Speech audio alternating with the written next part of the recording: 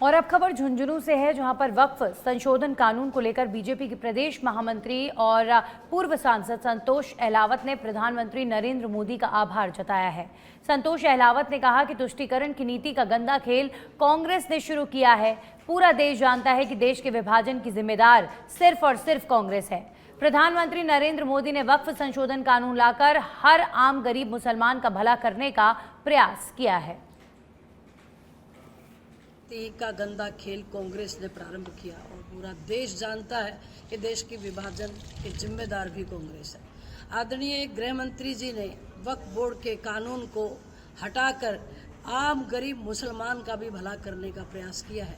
कांग्रेस ने अपने चहेते कुछ लोगों को लाभ देने के लिए इस कानून की आड़ ले रखी थी और मैं कहूँगी कि राजीव गांधी और नेहरू जी और इंदिरा जी सहित आज राहुल गांधी भी तुष्टीकरण की नीति का पोषण करते दिखाई दे रहे हैं। राहुल गांधी के अनेक विषयों पर खुद के कॉन्सेप्ट भी क्लियर नहीं है। वो अपना और लोगों का समय खराब कर रहे हैं, अपनी तरफ ध्यान आकर्षित करने के लिए इस तरह के स्टेटमेंट दे रहे हैं। वो बहस में हिस्सा ले नहीं सकते, उनके पास कहने के लिए कुछ नहीं है। मैं आभार व्यक्त करती हूँ तमाम हिंदुस्तान के लोगों की तरफ से आदरणीय प्रधानमंत्री और गृह मंत्री जी का, जिन्होंने इस कानून का खात्मा करके आम गरीब मुसलमान को राहत देने का। समरावता हिंसा के पीड़ितों को मिलने वाले मुआवजे को लेकर कांग्रेस नेता प्रहलाद बुंजल ने अपनी प्रतिक्रिया दी है। उन्होंने कहा कि गांव वालों के लिए जो मुआवजे का ऐलान हुआ है वो ऊंट के मुंह में जीरा जैसा है। गुंजल ने कहा कि सरकार विश्वासघात कर रही है, गांव वालों को ये राशि स्वीकार नहीं करनी चाहिए।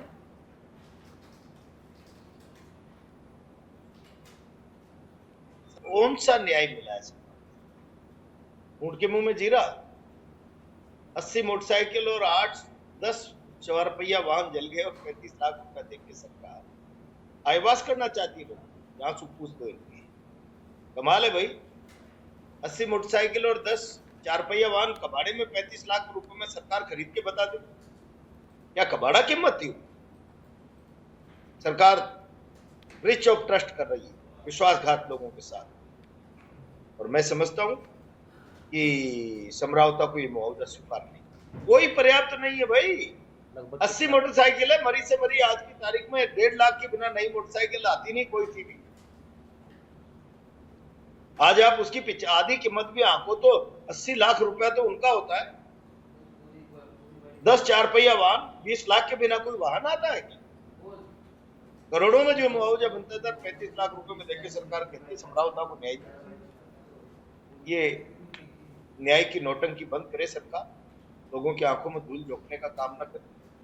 और मेरा मानना है कि समरावता किस भाव में इसको के मेवात क्षेत्र की बदहाल चिकित्सा व्यवस्था को लेकर लगातार लोग परेशान हो रहे हैं। अस्पताल में मरीजों को परेशानियों का सामना करना पड़ रहा है। जानकारी के मुताबिक पीएचसी पर तैनात स्टाफ की लापरवाही से अस्पताल का ताला तक नहीं खुला, जिसके चलते मरीजों को बिना इलाज करवाए घर लौटना पड़ा। आपको बता दें कि पूरा मामला पहाड़ी ब्लॉक के घाटमीका प्राथमिक स्वास्थ्य केंद्र का बताया जा रहा है।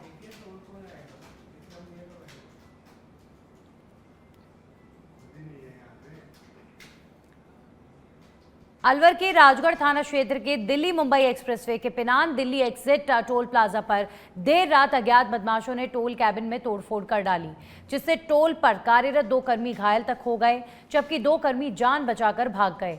सूचना मिलने पर अन्य टोल कर्मी और पुलिस भी मौके पर पहुंची। फिलहाल पुलिस पूरे मामले की जांच कर रही है। खैरतल तिजवारा के भिवाड़ी से खबर है, जहां 25 वर्षों से फरार चल रहा स्थायी वारंटी पुलिस के हत्थे चढ़ गया है।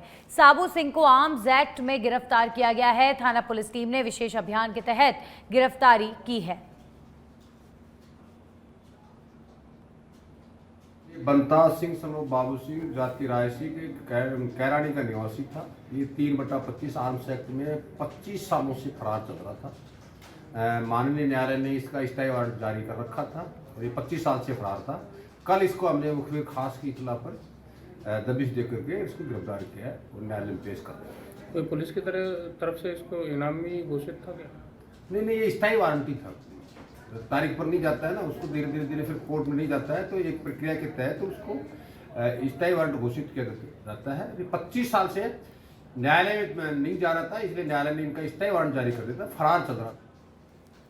डूंगरपुर में कोतवाली थाना क्षेत्र में उत्तम सेवा मार्ग पर एक स्कूटी अनियंत्रित होकर बिजली के पोल से टकरा गई, जिससे स्कूटी सवार एक युवक की मौत हो गई, जबकि उसके साथ बैठे 2 अन्य बालक घायल हो गए, जिनका अस्पताल में इलाज जारी है। मृतक करण सिंह गुजरात के बनासकाठा का निवासी बताया जा रहा है, जो डूंगरपुर शहर में एक रिश्तेदार के यहाँ सगाई कार्यक्रम के लिए आया था। लड़का स्कूटी से गिर गया है, जिसको हॉस्पिटल इसके परिजन लाए थे, जिसका नाम है करण सिंह पिता अरविंद सिंह, और गुजरात का रहने वाला ये भानपुर का, बनासकाठा जिले का। कोई सगाई प्रोग्राम में लोग आए थे यहाँ, स्कूटी लेके जा रहा था, जो संतुलन बिगड़ गया स्कूटी का, तो पोल से टकरा के नीचे गिर गया था, जिसको हॉस्पिटल लाए थे, जिसकी आज मृत्यु हुई। और इसके परिजन वगैरह यहाँ आए हैं, जो कोई शंका नहीं है, कोई डाउट नहीं, मना कर रहे हैं पीएम से, और इन्होंने लिखित में रिपोर्ट दी है कि हम किसी तरह की कोई कानूनी कार्रवाई नहीं करना चाह रहे हैं, तो इन्होंने लिखित में रिपोर्ट दी है। तो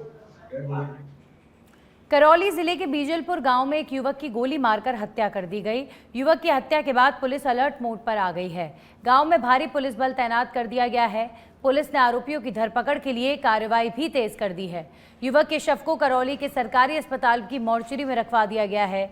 ग्रामीण अस्पताल के बाहर जाम लगाकर जमकर विरोध प्रदर्शन कर रहे हैं। वहीं परिजन और पूर्व विधायक सुरेश मीणा पीड़ित परिवार को आर्थिक सहायता देने की मांग करते नजर आए। कल जो बीजलपुर में जो गोलीकांड हुआ था,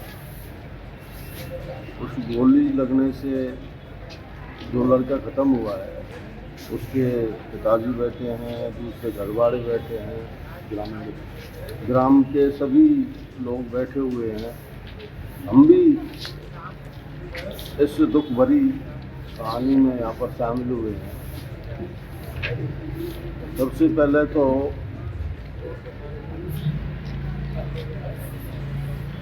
ये कांड जो हुआ है, उसमें जो लोग थे वो टोटली सब गिरफ्तार हो सकते। कल मेरठ की मुस्कान कांड के बाद अब अजमेर से एक मामला सामने आया है। प्रेम प्रसंग में बाधा बन रहे पति की पत्नी ने अपने विकलांग प्रेमी के साथ मिलकर गला रेतकर पति की हत्या कर दी। मृतक के भाई घीसा ने पत्नी जनता और उसके प्रेमी बशीर पर हत्या का शक जताते हुए रिपोर्ट दी है। वहीं पुलिस ने जनता और उसके प्रेमी बशीर खान को गिरफ्तार कर लिया है।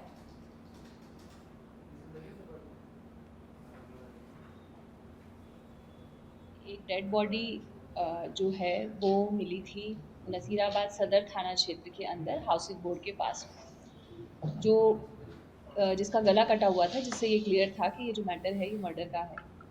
जिसके लिए टीमों का गठन किया गया। टीमों का गठन करने के बाद जो एडिशनल एसपी केकड़ी हैं शिवराज जी, उनके साथ सीओ जर्नैल सिंह और एसएचओ अशोक बिस्सू, इनके साथ टीम का जो है गठन किया गया। गठन करने के बाद पता करने की कोशिश की गई कि इस पूरी घटनाक्रम को किसके अंजाम दिया गया है।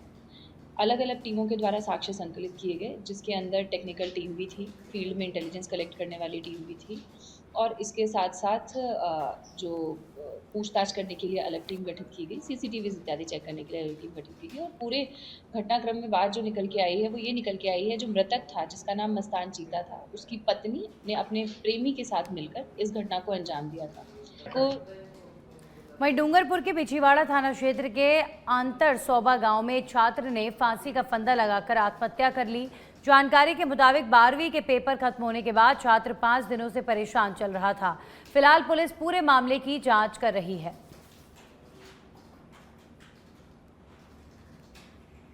मेरे भाई का लड़का नटवर पिता हरजी यादव, निवासी आंतरसोबा, उम्र 17 वर्ष, जिसने 12वीं की परीक्षा दी थी, उसके पेपर ठीक नहीं जाने से वो 4-5 दिन से गुमसुम था। आज प्रातः उठा, बाथरूम जाकर वापस अपने कमरे में गया और फांसी के फंदे से लटक गया। 10 मिनट तक दरवाज़ा नहीं खुला तो उसकी मां ने परिजनों को, आस पड़ोस के लोगों को बुलाया। दरवाज़ा तोड़कर देखा तो फंदे से लटका हुआ था, जिसे फंदे से उतारकर हॉस्पिटल लेकर आए, जहाँ डॉक्टर साहब ने मृत घोषित कर दिया, जिस पर पंचायतनामा मूर्ति पर। और अब खबर नागौर के मेड़ता सिटी से है, जहां पर शहर के जोशियों की खिड़की स्थित गिरजा सदन में चल रहे धींगा गवर उत्सव के तहत 9वें दिन महिलाओं ने गणगौर पूजन किया। साथ ही गवर माता के गीत गाए।